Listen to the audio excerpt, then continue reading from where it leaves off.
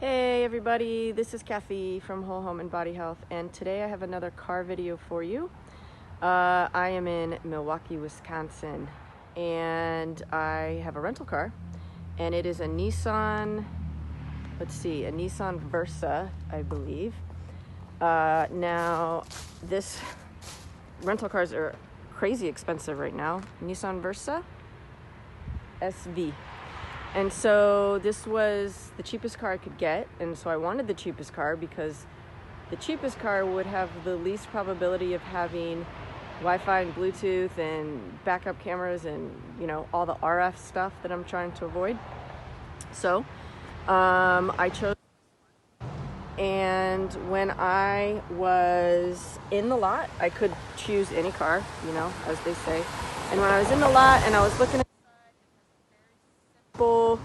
display, which I'll show you when I get in, and it looked like it had nothing but a radio, so I was like, yes, this is the one I want.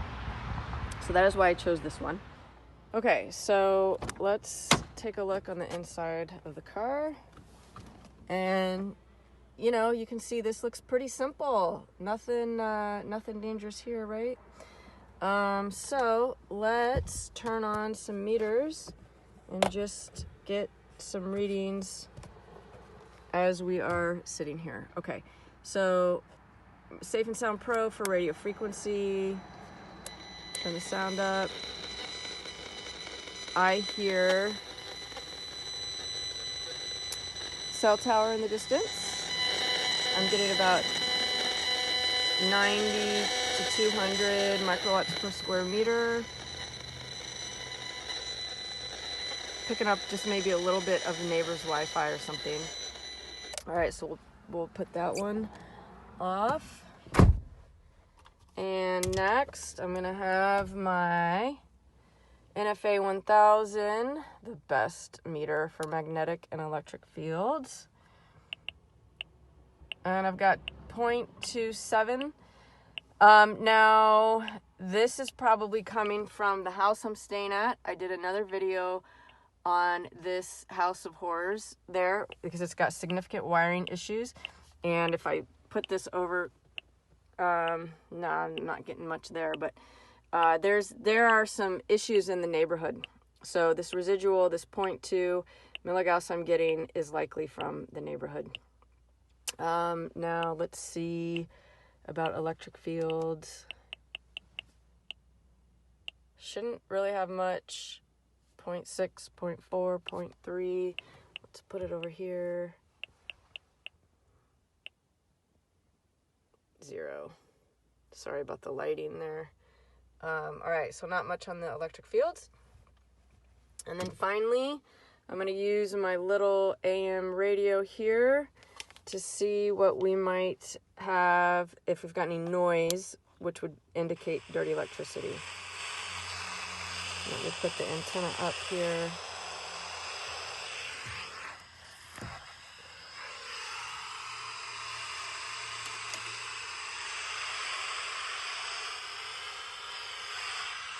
I don't really hear much. So that's our baseline here. That's what we're working on. So now I'm going to turn the car on, and we're going to see what changes. So I'm going to turn all of these meters on and see what happens when I turn on the engine. Okay, I gotta find the key. This is kind of gross, isn't it? They didn't clean it very well. I'm not happy with this rental, although this car does have great pickup, I will say. All right, turn the key.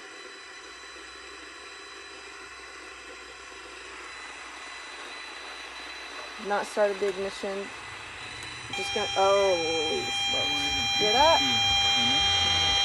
Of course you do.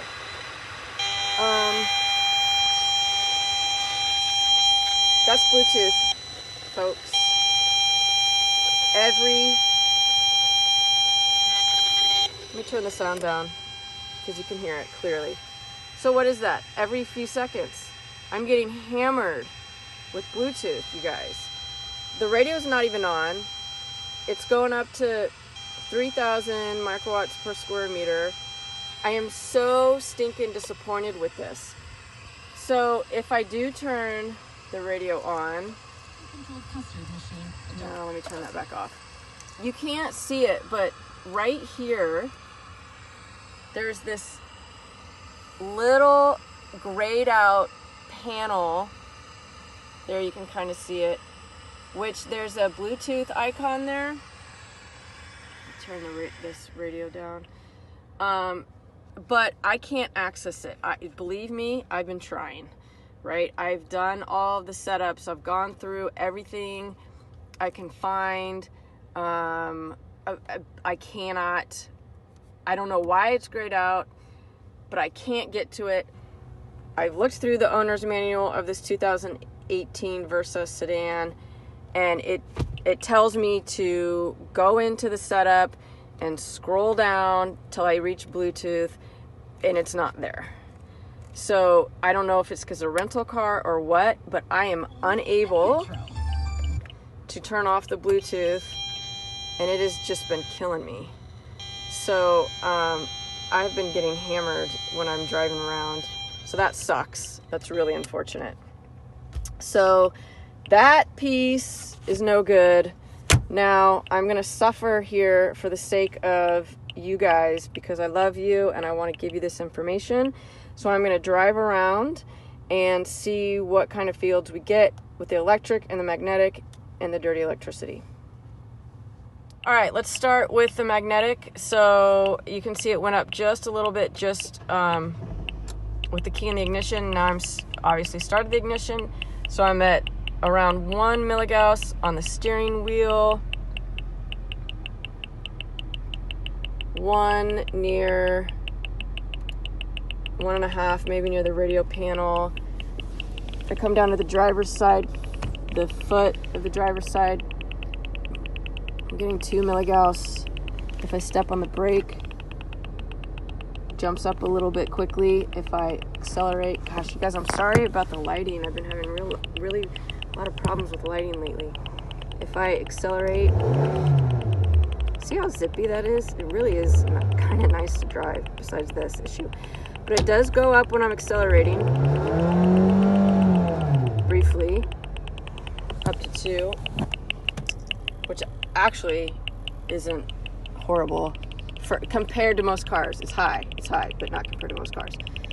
Okay, driver's or passenger side floor, 2.5. When I accelerate, it goes up to almost 5, and it stays up. If I put my foot on the brake, it's about 2.5. So that's pretty elevated. If I put it up a little bit higher, yeah, it's pretty elevated there. On the seat itself, see what I can get. 0.8. Doesn't do much when I accelerate or brake. Now let's see what's going on in the back seat. Let's see here. 0.8. Accelerating, braking, no change really. On the floor, 0.8, 0.7. Let's go to the other side. The back seat of the driver, 0.7. And then on the floor, 0.7. And if I accelerate, can I do this behind me? Not much change. And then let's try to see if I can put it on the driver's seat itself. Kind of doing some gymnastics here, trying to move around. The driver's seat itself, 0.6. And if I accelerate, not much change. Okay, so, for a car, these are elevated. Of course, we want the magnetic field under 0.2. But I've seen cars that are much higher. So that's something. Now let's switch to the electric field. Okay, so this is a bit trickier to really get because I don't want to be near the meter because my body influences the meter, but I can't really get that far away from it just because of the confinement of the space. But we've got very low here on the driver's side. When I accelerate, it goes up 10 volts per meter or so. If I brake, it doesn't really do anything. Let's see if I can get this meter down on the driver's side floor. That's quite low. If I accelerate, it goes up a little to 10. We want this number under 0.3 for sleeping time. Obviously, it's going to be a little bit higher, during the day. It's not terrible for a car.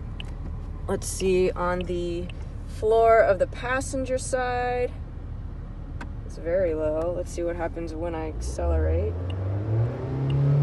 2 to 3.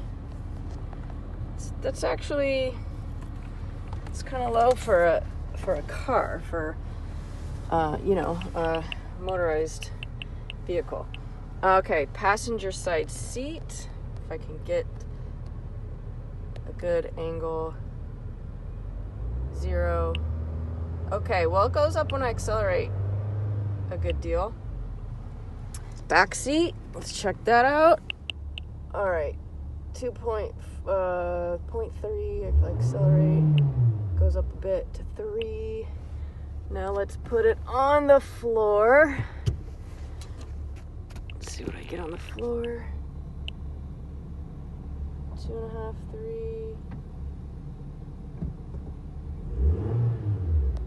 2.6-ish. Let's put it in the back seat behind the driver. Sorry, my hands are in the way. 0. If I accelerate, I'm trying to accelerate behind me. Goes up a decent amount. The neighbors are probably wondering what the hell I'm doing. That's okay. And then again on the floor behind the driver, maybe 4 volts per meter, it goes up. Okay, so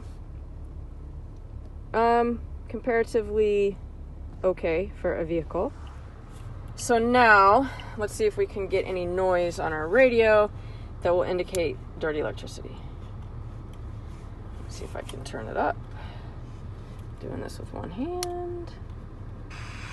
There we go. Okay. So, looking for changes in the noise on the radio. I don't really hear much, actually.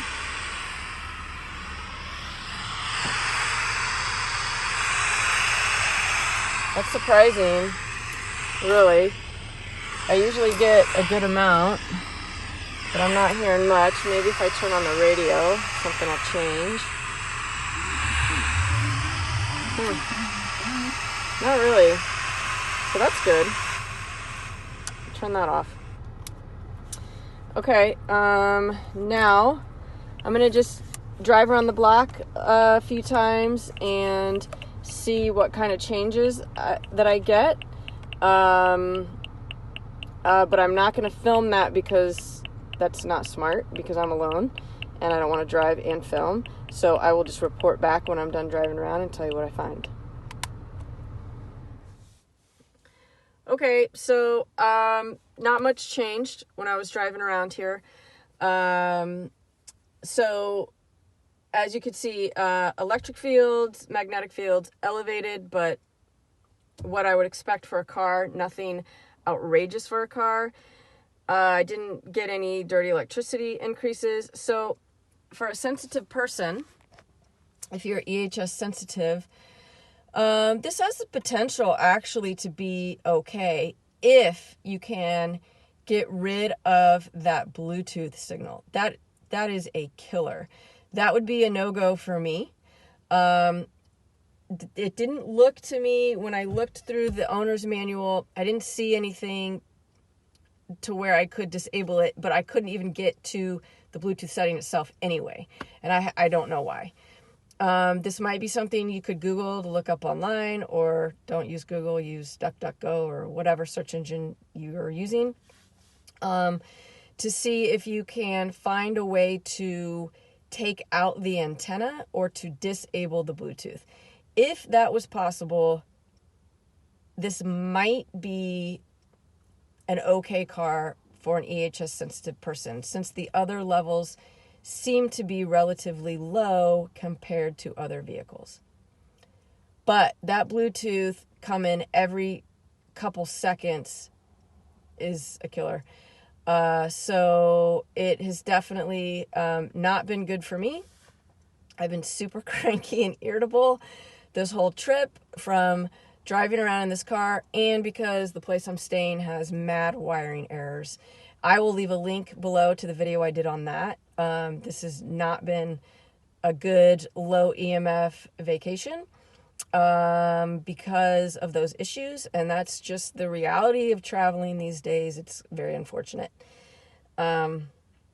So other than that, this is what I found on the Nissan Versa sedan 2018. If you got any questions about this, please leave them below. Always happy to answer any questions you have. And of course, if you found this video helpful, please like it and please subscribe so I can continue to bring this information to more people. Okay, guys, that's it, and we'll see you next time. Bye.